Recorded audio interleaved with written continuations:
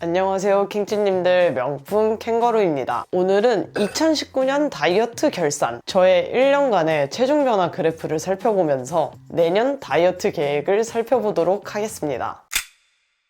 일단 저는 보시면 1년에 112번의 체중 측정을 했습니다. 생각보다 많이 한 것 같아요. 아마 챌린지를 하는 기간에는 매일매일 측정을 했기 때문에 그런 게 아닐까 싶습니다. 챌린지를 하지 않을 때는 보통 저는 1주에서 2주 정도에 한 번 정도 체중 측정을 하고 있습니다. 보시면 아시다시피 1년 동안 총 6kg이 빠졌고요. 지방량은 3.9%가 줄었고 근육은 2.6%가 늘었어요. 꽤나 건강하게 체중 변화가 일어난 것 같습니다. 사실 이렇게 숫자만 보면 굉장하게 순탄하게 체중 감량을 한 것처럼 보이는데요. 사실 알고 보면 엄청나게 오르락 내리락 하는 모습을 볼 수 있습니다.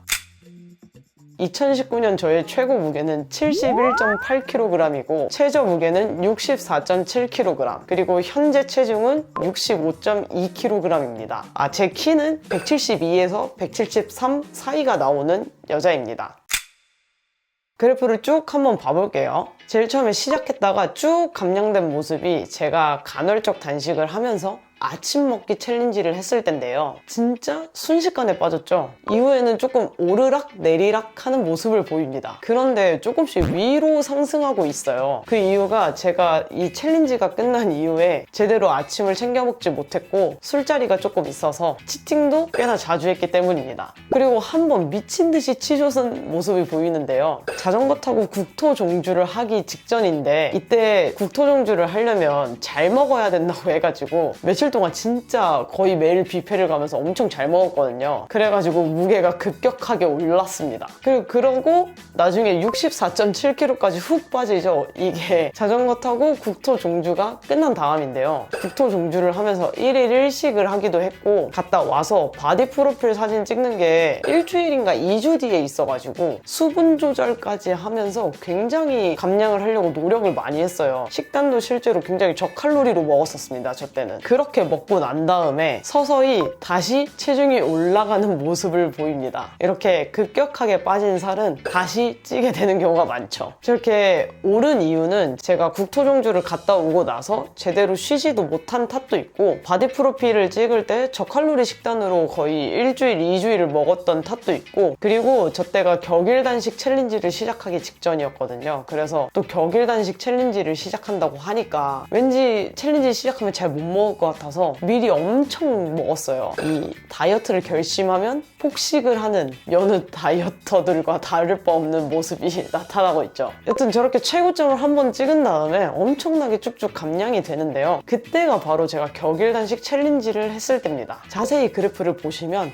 쭉 내려갔다가 올라갔다가 내려갔다 올라갔다 내려갔다 올라갔다 하는 왔다 갔다 하는 모습을 보실 수 있을 거예요. 저게 바로 격일 단식을 했을 때 단식을 한 날과 식사를 한 날의 차이입니다. 그리고 중간에 엄청나게 치솟는 최고점을 한번 찍는데 그때가 이제 제가 부산에 놀러 갔다가 와인 1.5리터 들이키고 막 치팅하고 이랬다고 했잖아요. 그때입니다. 제가 올해 휴가를 못 가서 강의차 부산에 갔을 때 휴가라고 생각하고 좀 놀다가 치팅하다가 이랬었거든요. 그래서 그때 저렇게 올랐습니다.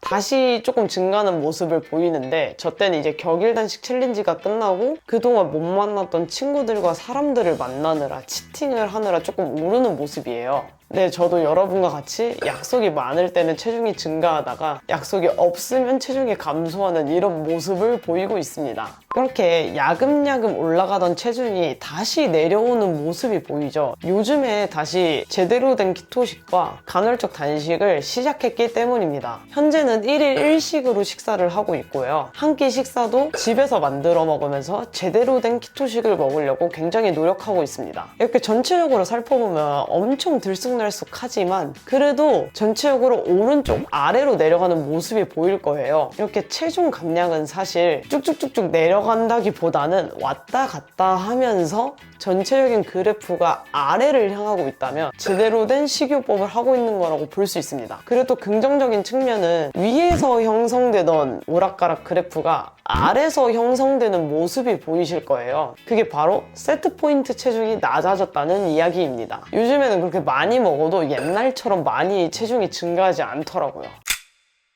저는 올 한 해 저한테 가장 큰 영향을 미친 게 국토종주랑 격일단식인 것 같아요. 이 두 번의 도전으로 인해서 뭔가 전체적인 체중이 조금 내려온 느낌이 있습니다. 그때 뭐랄까 지방대사를 하면서 계속 자전거를 타서 많이 내려왔었고요. 그 다음에 격일단식을 하면서 그게 조금 안정화된 느낌이 좀 있습니다. 자전거를 타보니까 확실히 근력 향상에는 웨이트 트레이닝이 좋은데 체지방 감소에는 유산소 운동이 좋은 것 같아요. 근데 이 전제는 저는 어렸을 때 선수 생활도 했고 꾸준히 운동을 했기 때문에 근육량이 일반 여성에 비해 많기 때문입니다. 저처럼 근육량이 많은 사람들의 특징은 먹으면 체중이 증가하지만 금방 내려온다는 특징이 있거든요. 만약에 자기는 치팅하면 오르는데 잘 내려오지 않는다라고 하는 분들은 근력 운동을 하시는 것을 추천합니다.